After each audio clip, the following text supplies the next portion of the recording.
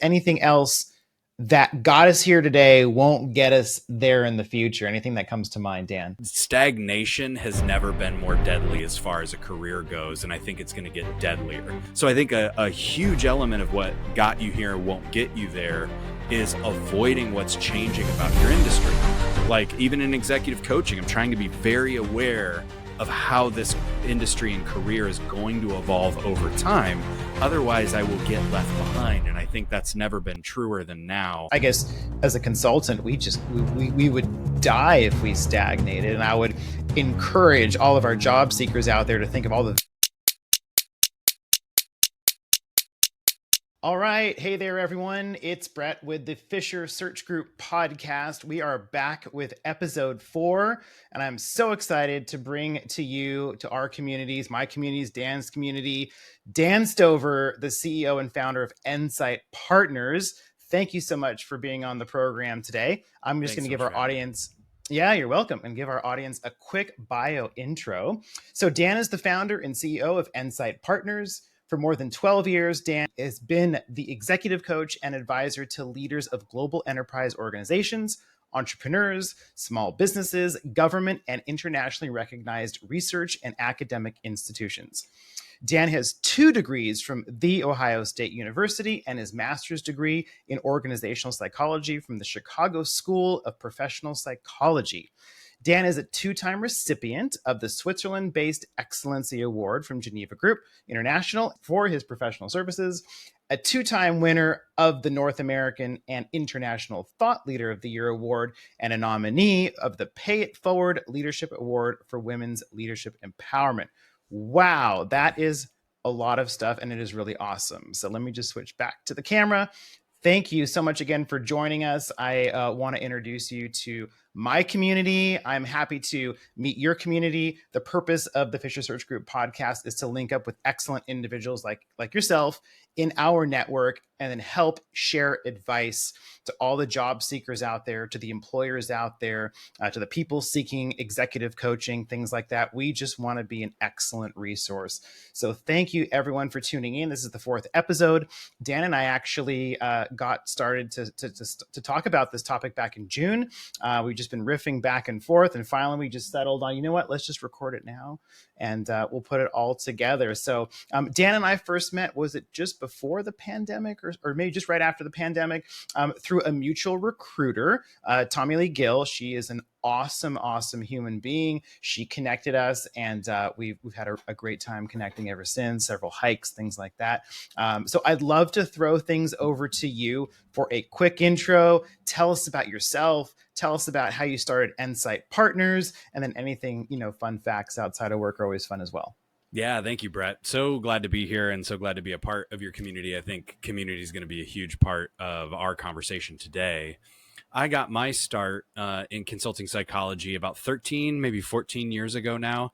So consulting psychology is truly the industry I am a part of. So consulting psychology is this very unique blend of the best practices of business, leadership, and management, combined with the psychology of human relationships and the psychology of the human experience at work and beyond work. So we're that happy blend between workplace psychology and workplace leadership and management best practices. So Ensight Partners, I've been in the industry for about 13, 14 years, as I mentioned, but Ensight Partners has been around for 6. We've done extremely well. There's 5 consulting psychologists on my team, and then we're surrounded by a wonderful support staff in various subject matter expertises. That's great. The services we provide are executive coaching. So a lot of individual executive leaders and small business owners and of all different kinds of size and industry. We even work with astrophysicists and researchers to provide one-on-one executive coaching to up-level their leadership to kind of meet the circumstances that they're up against or navigating. We work with teams. We work with entire companies doing strategic planning and strategic discovery. And then when asked, we do a lot of facilitated training. So funny enough, Q4 of this year, I find myself doing a whole lot of how to define your leadership during uncertainty and Mm. complexity and navigating unusual time periods. So that's kind of across the board, the different kind of stuff that we get to do. And I guess the last thing I would say is we do all kinds of assessments, as I'm sure you do in recruiting as well, Hmm. kind of getting into the mind of leadership and personality of leaders. So you say assessments, will employers hire you to do assessments on potential leaders that they are going to hire, or help me understand your place in the assessment process? Yeah, we do both some selection assessment where we map people's personality to see Oh, what kind wow. of strengths and liabilities they'll have within specific job competencies, particularly for senior and executive leadership. So, say that an organization is going through a succession plan, maybe they have an executive or CEO that's retiring. We may get pulled in to assist and help assess the final candidates to get a psychological and personality profile on them for the final round of interviewing. And Hmm. then I would say that's maybe 25% of our business in assessments, and then the other Okay. 75% is developmental. So leaders are Amazing. trying to go, they're getting trying to grow, they're getting 360s, et cetera, and we're helping Hmm. them along with some evidence-based assessments to help them I set love their that. That's developmental amazing. goals. That's great. That's great. For everyone just joining, our topic today on episode 4 is leveling up in today's job market. I'm not even sure if I mentioned that at the beginning. Joined by my good friend, colleague Dan Stover, CEO of Ensight Partners, just gave us the quick overview of his background and his firm, Ensight Partners, a coaching organization. Before we jump into our topic, leveling up in today's job market, what are you seeing in the market? I know we have the election now is in the rearview mirror. I think companies are a little bit more, relieved about just moving forward and potential hiring. We have personally seen a lot of restriction on hiring, so it's been a tough last 9 months, 1 year plus since the kind of heyday of 21 and 22. What are you seeing from your vantage point? Yeah, I think last quarter was most definitive. Third quarter of 2024 saw a lot of reduction in force in a lot of different Mm, companies, like forecasting, being very cautious, being very conservative about the unknown, especially with the US election, and that being a big unknown. And I would say it's too early post election to really get a good sense. sure. But I'd say in those large reduction in force with our corporate clients, in the job market for job seekers, we were also seeing a lot of difficulty with hiring managers being inundated and job seekers having long delays in hearing back or getting an interview, or long delays between interviews because of how many job seekers or how many resumes were hitting hiring managers. Yep. Yeah, I can imagine.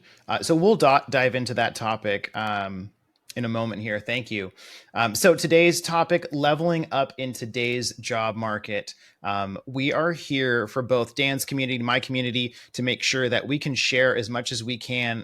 We're only able to help, like a certain number of people, like with getting into jobs. Dan's only able to help a certain number of people with coaching. Our goal here is to share with obviously an unlimited number of people some tips and tricks, and we usually go through about 3 key points in the podcast.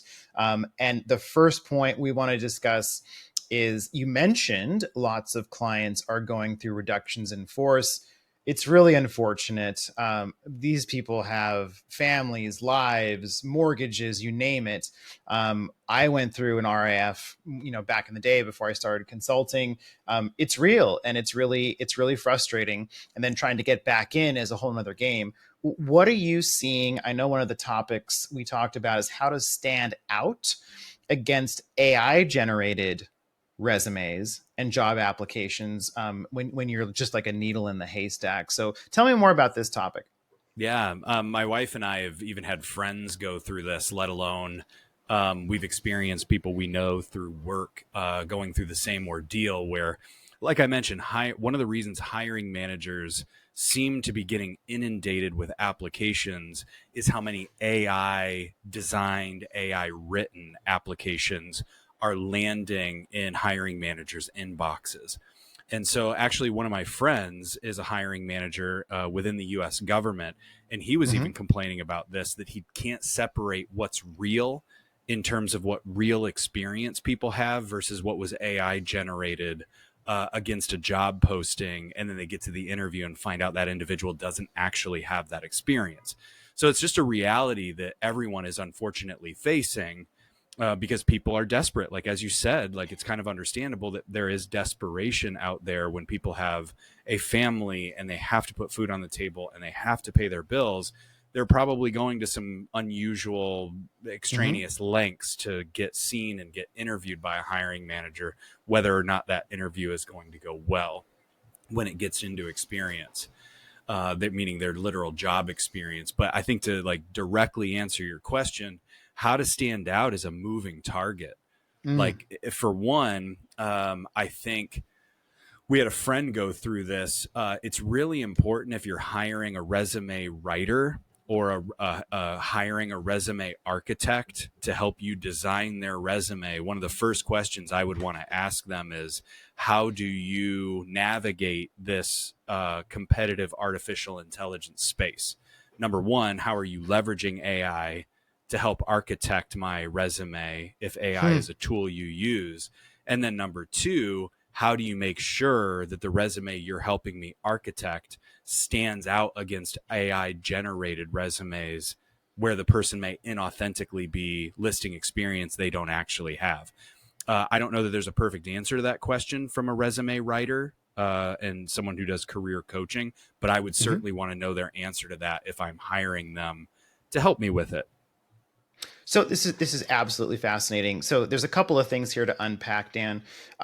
First, you're saying, or you're seeing, my regular resume is being lost amongst AI generated resumes. Then when they interview these candidates, presumably who have an AI generated or AI modified resume, they don't really even have the experience that they're talking about, or maybe the AI generated resume overstates the experience, and now they come in and they're going to have to talk about it, but they can't really confirm that they did all those things. So just taking a step back, we didn't even have this like 2 years ago, 3 years ago. Like this wasn't even on anyone's radar. I think it was just starting up. But the fact that now myself, people in my community are now legitimately submitting their resume and having to compete against AI enhanced resumes is bogging down the system. People are getting interviews who maybe shouldn't deserve to get interviews. And then when they go through the interview process, they don't even have that actual experience. Like, it's over embellished because of the AI. Is it sounds like that's what's coming on here? Because there's two, I mean, you can you can put it in there and have it like sort of like improve what you already done, like an editor. But then there's things that it sounds like it's generating non-factual content that's being sort of misrepresented just for someone to get an interview. Is that right? Yeah, I think the most important thing you said is non-factual information. So AI is a wonderful tool. Like, embracing artificial intelligence, I think, is a must in industry Sure. of and in our Agreed. personal lives going forward. But Yes. it's on trend with one of the problems of AI is we don't know what's real. And I think that's the hiring manager's dilemma, is they don't know what's real, which is a hindrance to job seekers and job applicants, because it's making job applicants who are trying to convey the genuine and authentic value they create for the position they're applying for harder to read up against maybe an AI generated resume and application that is just sounds really good, but it's not real. I can see hiring managers or even HR having an additional checkbox when people upload their resume, certifying that this has been written in their authentic voice moving forward, potentially.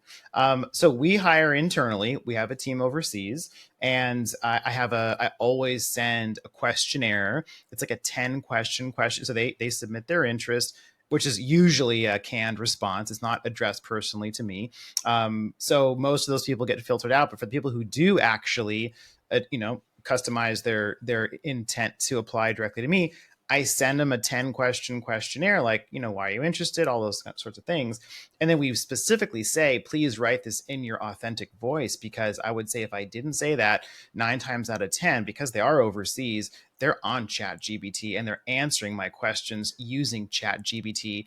And Elise and myself on my team, like, we're going through this and it's like, this is clearly not their authentic voice. I think if you've seen the output from AI, it's just this wonderful, flowery, just fluffy conversation. You can kind of tell. And I think, yeah, very, very, very interesting topic to bring up. So, how can job seekers overcome this? Great question. What's so amazing about the advancement of technology in certain regards is it brings us back to our roots. It brings us back to the Mm, fundamentals.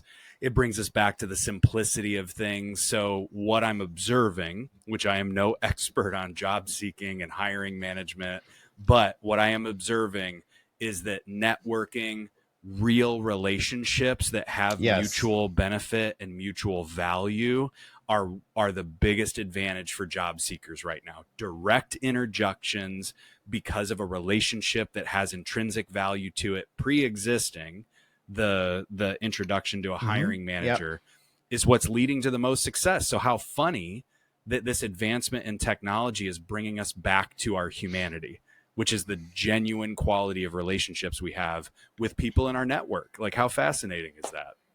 And leveraging your network, leveraging the importance of your network. I think we talked about it on a previous podcast, was just your equity that you have in your network that you've built up over the years, relationships maybe you started in high school, college, post grad, those first few jobs. Absolutely, getting that endorsement from someone who's currently internal at the company, sliding your resume over to the hiring manager or even to HR. Getting back to our roots it's just that's a fundamental thing that we got to get back to doing. So I can appreciate that comment. Anything else to share with our community, what they can do? Yeah, I think for anyone listening to this, it's really important to consider that the network you are creating and that equity and mutual exchange of value in your relationships, you may not need right now, but are you investing in them? So if you are urgently seeking a job, thinking about like who are the relationships that are really valuable, people that know me, people that respect me, people that know how hard I work, they understand my intellect. Hopefully they can make those introductions for you at some point or another, and kind of getting to that ask is easier for some than others. But the way I like to think about it is just the give and take nature of all Mm, relationships. Like the people I know best and I kind of know what they stand for, or I've observed their leadership, I can't wait to do something for them. Like I can't wait for them to have an ask of me, because I'd really go out of my way to make some introductions for them and help them network. And there was a saying in a networking group I used to be a part of that considered mm-hmm, themselves like an anti-networking group. They were mm-hmm, based in Los Angeles, called Focus Out, and it was mm-hmm, literally named. So it hmm, was literally named Focus Out because you show up to this quote unquote networking group or anti networking group, and the hmm. whole purpose was for you to listen to what other people needed as far as introductions in their network to an industry or a profile of an individual or anything. And your goal of being there was to help them connect.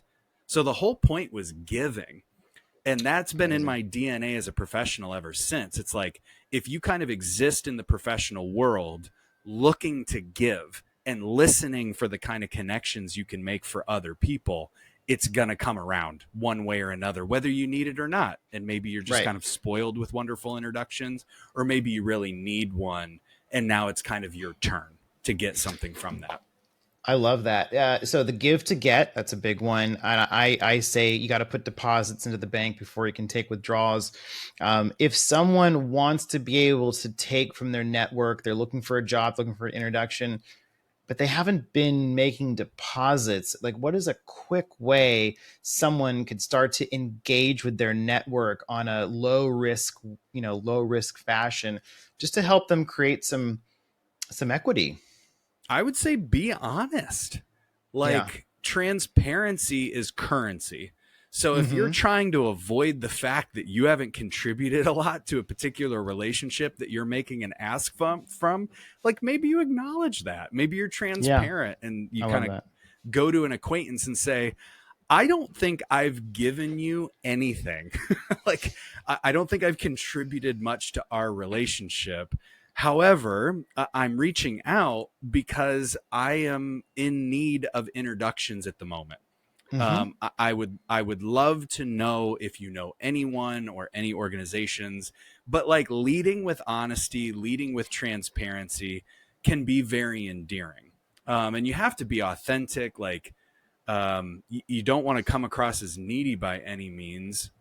So that's not the advice, but what are you bringing to them that kind of honors reality? Because people want real. Kind of true to the artificial intelligence conversation, it's only going to get weirder and not knowing what's real. So making sure you're bringing real to a relationship is going to Right. generate some reciprocity.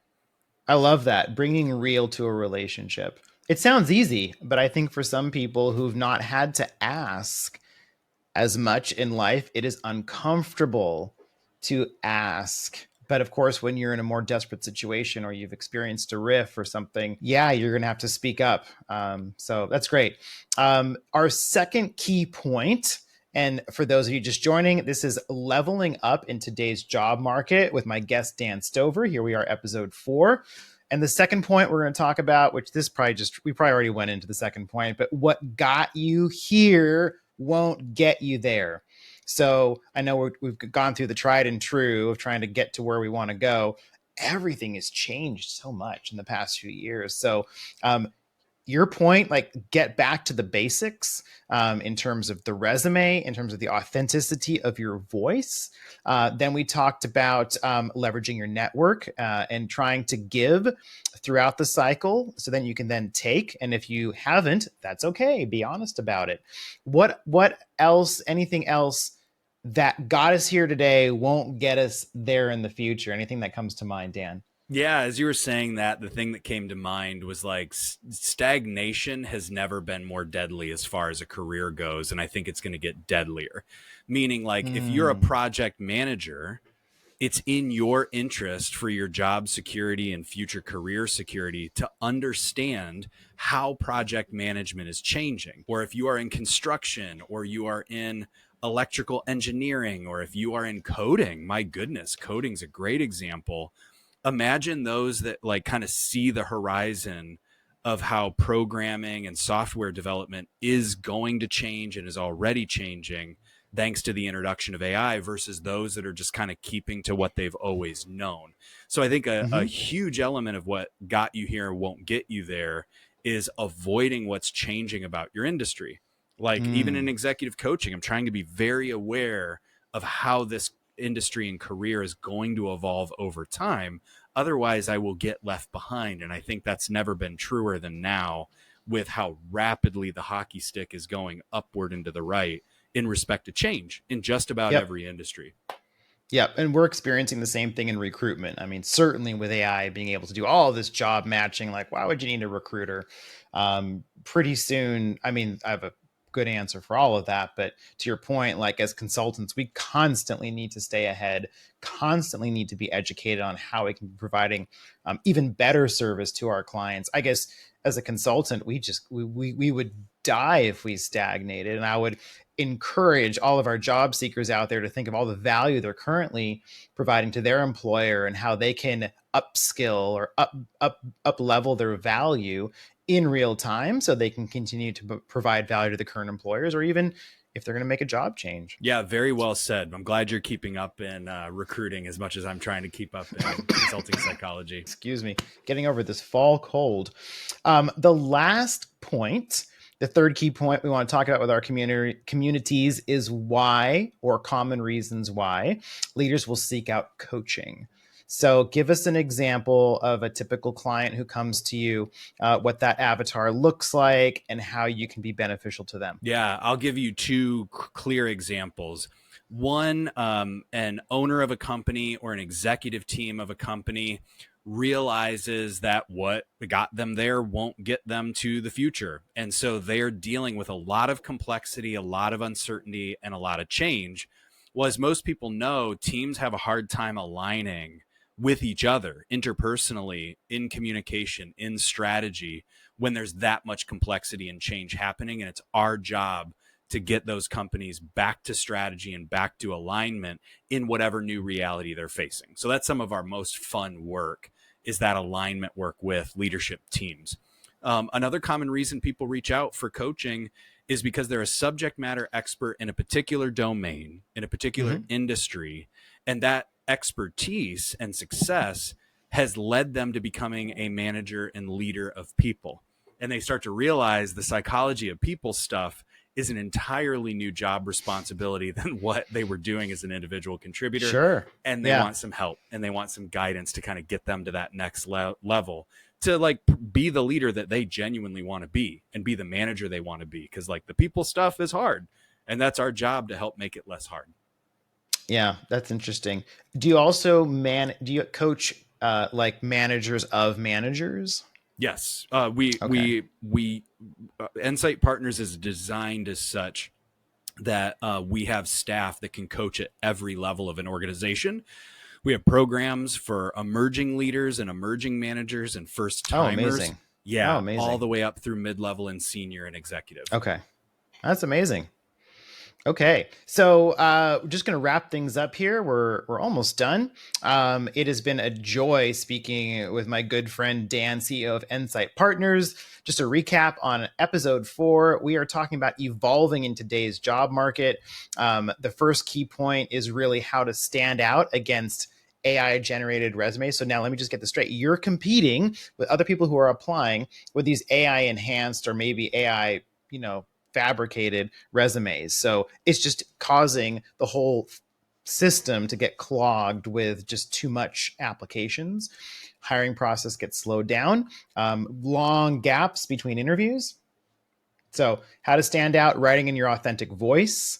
And then 2 would be leveraging contacts within the organization who you can reach out to try to get that internal referral with your authentic resume. And again, nothing wrong with taking a good resume, dropping it into Chat GPT or whatever resource and enhancing it as long as it's all factual, right?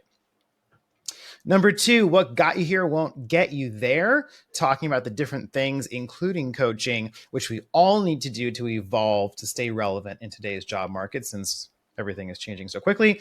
And then number 3, common reasons why Dan's clients seek out coaching. If anyone here in the community is looking for coaching or is an employer looking for a coach to come in, I cannot recommend Dan any more highly. What a consummate professional. A lot of great things that we talked about at the top of the call. I'll also add, since we have an extra paragraph, that Dan is a fellow of the Harvard University Institute of Coaching at McLean Hospital, is a founding council member and judging committee chair of the Tony Hsieh Award, honoring the late founder of Zappos. Within the American Psychological Association, Dan has served as a chair on the DEI Task Force and the APA President's Special Task Force for Fiduciary Responsibility for Major Donors. He is a credentialed member of the International Coaching Federation and a member, fundraiser, and donor of the Nature Conservancy. Dan is also a board member for governance and strategic planning at Rose City Center, a sliding scale nonprofit for mental health services in California. Wow. Any last words before we sign off? Anything you want to share with our communities? Otherwise, I think we've had a awesome conversation, and I can't wait to share sound bites and clips with our respective communities. Just thank you so much, Brett, for having me on. It was a pleasure. And for those of you that are job seekers, for those of you that are hiring managers, good luck out there. I know it's not easy, and I'm wishing you all the best. Awesome. Thanks, everyone. Have a great rest of your week, and I look forward to speaking more. Thanks. Have a great day.